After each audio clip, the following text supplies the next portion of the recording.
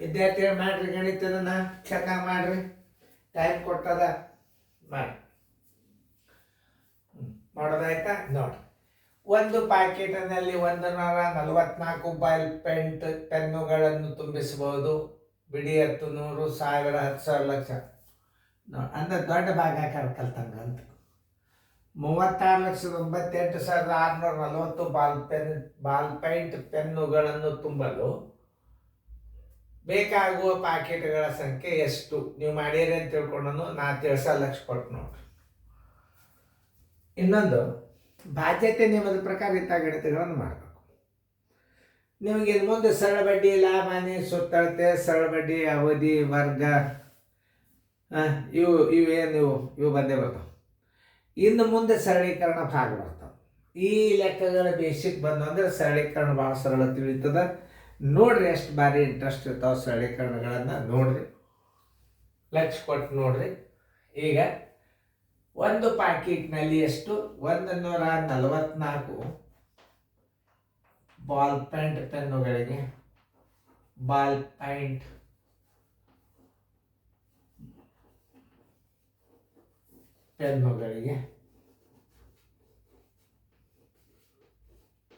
ಪೆನ್ನುಗಳಿಗೆ ಬರೋಬ್ಬರಿ ಒಂದು ಪ್ಯಾಕೆಟು ಅಥವಾ ಒಂದು ಡಬ್ಬಿ, ಒಂದು ಪ್ಯಾಕೆಟ್ ಎಷ್ಟವ ಅದನ್ನು ತಿಳ್ಕೊರಿ. ಎಷ್ಟವ? 36, 98, 640 ಪೆನ್ನುಗಳಿಗೆ ಬರೋಬ್ಬರಿ ಎಷ್ಟು ಪ್ಯಾಕೆಟ್ಗಳು ನೋಡಿ. 36, 98, 640 ಗುಂಡ್ಲೆ 1 ಸರಾಸ್ ಬಾಲೆ 144 ನೋಡಿ. ಈಗ 144 ಯಾವ ಮಗ್ಗೆ ಆಗದ? 24 144 ಸಂಶಯನೇ ಇಲ್ಲ. ಕಚ್ಚಾ ನಿಮಗೆ ಭಾಳ ಇಂಪಾರ್ಟೆಂಟ್ ಇದು. 24 ಭಾಗಿಸಿದ್ರಿ 36 ತೆಗೀರಿ ಹೊರಗೆ ನೋಡಿ. 24 ಒಂದಲೇ 24 ನೋಡ್ರಿ 2.